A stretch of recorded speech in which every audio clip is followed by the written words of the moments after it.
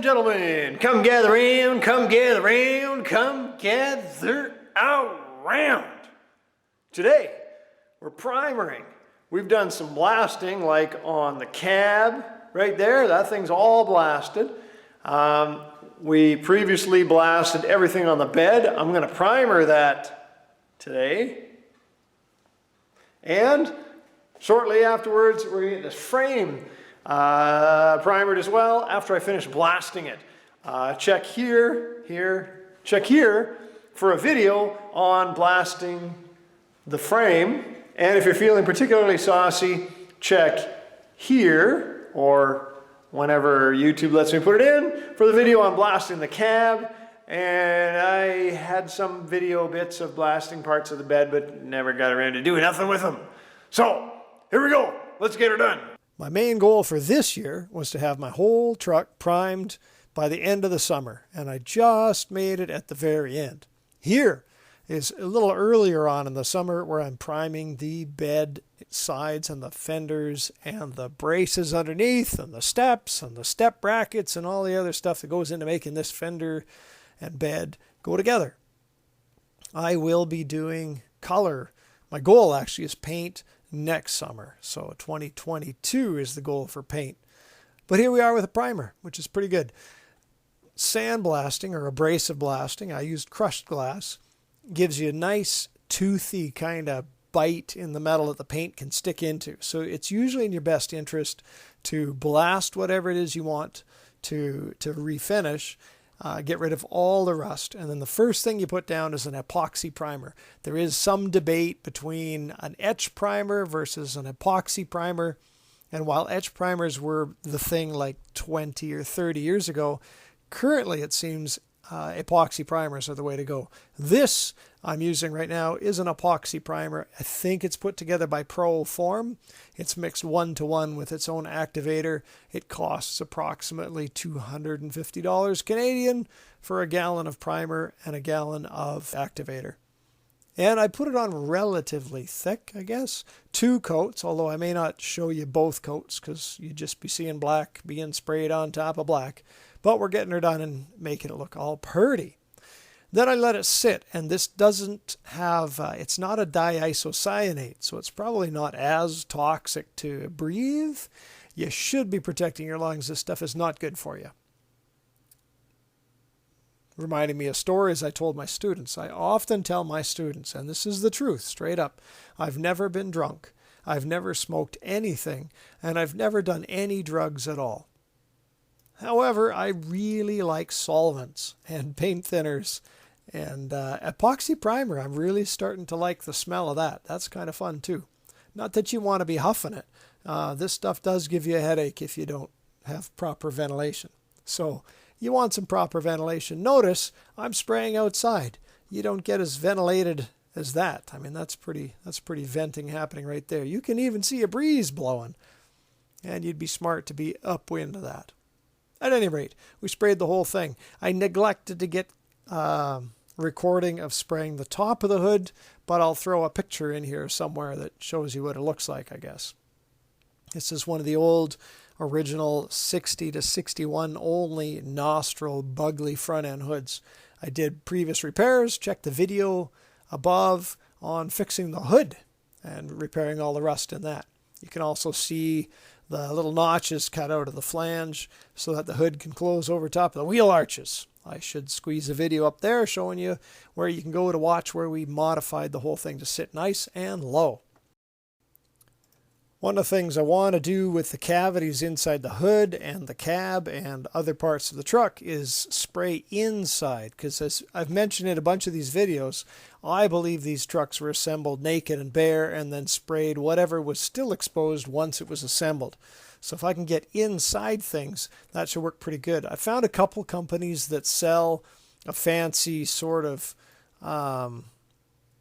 it's like a sprayer with little hoses with, I guess it sprays radially. You stuff this hose way deep down into some crevice of the vehicle, pull the trigger on the spray gun or spray can, and it sprays in every direction inside, and you slowly pull this big long hose out, and it sprays the inside of everything. Eastwood has one called internal frame coating, but I found a company in Canada, I think it's called Corrosion Free, and they'll sell you a big fancy gun and their elixir of goodness, and you can spray it throughout the inside of everything.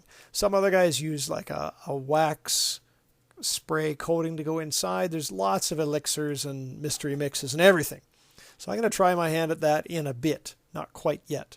I might do all of that after the whole thing is painted on the outside, just to make sure that the paint will stick and I don't have a conflict between the different materials. Eastwood says you can epoxy primer over their internal frame coating, but they can't guarantee that other people's primers will stick. They can guarantee theirs will. So on a few things I did the internal coating. We'll see what happens a bit later on. Here we're doing the cab. I picked a relatively overcast day, which was good, and just hosed the whole thing down, and I got smart, and I'm taking an empty lacquer thinner container, cut the top off, and I'm using that to mix enough epoxy coating that I don't have to go back and forth in the shop a whole bunch of times. Although here I'm using a tomato sauce can because I'm just doing the bottom of the cab using my little touch-up gun. Shortly after these videos, my touch-up gun sprayed its last spray, and I ended up buying a new one. Decent little gun, Princess Auto, air tools for the win for sure. So again, the cab was sprayed, epoxied, 2 coats. You're really only just going to see the one, and we'll be getting into some more parts of it in a moment. This cab is just sitting on tires. It ended up being a lot easier to move it around just laying on a couple empty tires. So that was pretty cool. I let it sit for a few days. You get a little bit of a recoat window with paint. I guess I am showing the second coat. Paints have a window of time where you can spray something over top of it. And this is what I kind of banked on with the frame. The frame is sprayed, and I'm epoxying it right now, but you get this window where you can recoat this and not have to sand it. So you blast it, good tooth, the paint sticks or the primer sticks, and then within that window you spray down the paint and you don't have to resand it. Imagine having to sand every square inch of this stupid frame because you waited too long and the epoxy is cured and you have to sand for the next coat to stick. I didn't want to do that. So I bought a can of PPG Del Fleet paint, which I don't think I'm going to show you because I don't think I recorded it. Basically, it's going to look black, but gloss black. So I bought a Del Fleet. It's like a Fleet level kind of paint. Durable, thick, good gloss. It may not be show quality. I don't really care. It's a frame. And so the following day after primering the frame, I sprayed the PPG paint on top of it. That stuff's a bit pricey. I think it was about $300 for a gallon, but wow. And that stuff's mixed 6 to 1 to 1, so you end up using quite a bit of the paint, which was a surprise. We're here just doing primer, so epoxy primer all the way.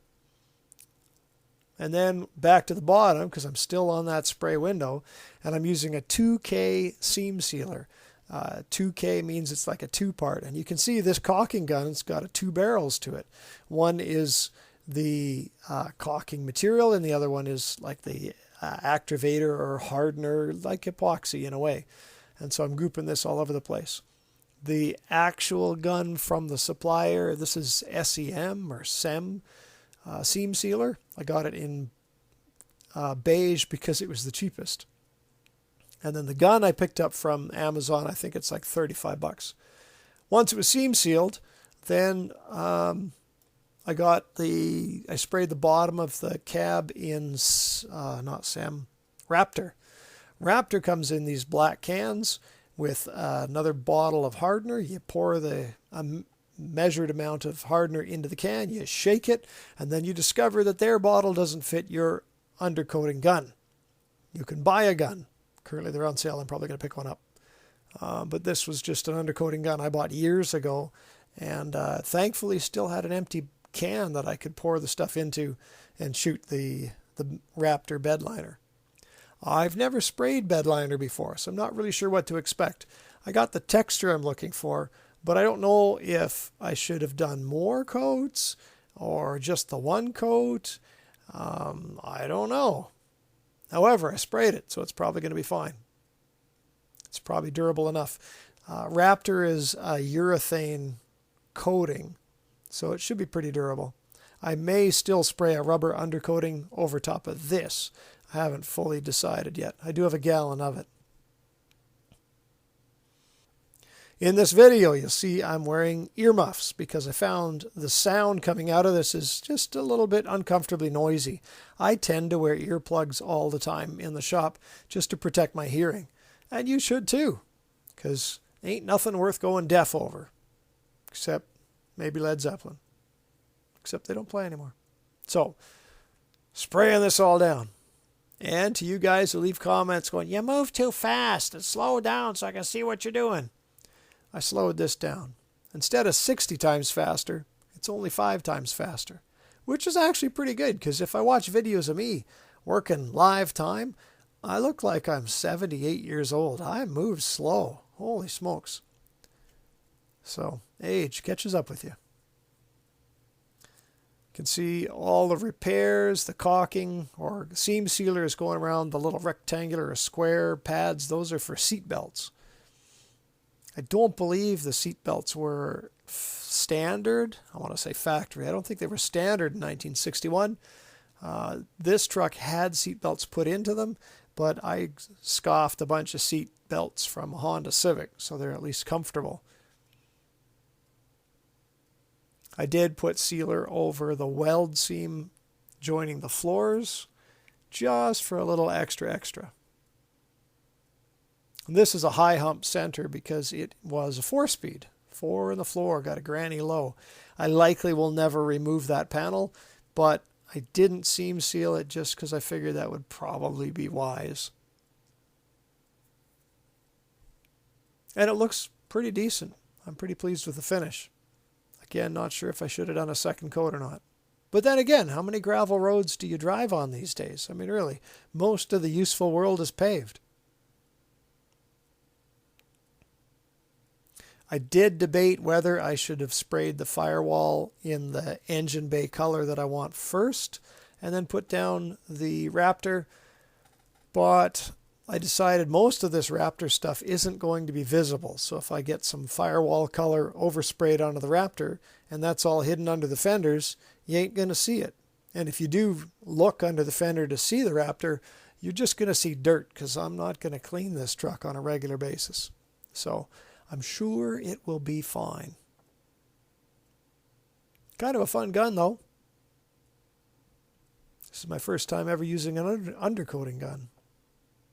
And next becomes the slow and laborious task of putting the whole truck back together.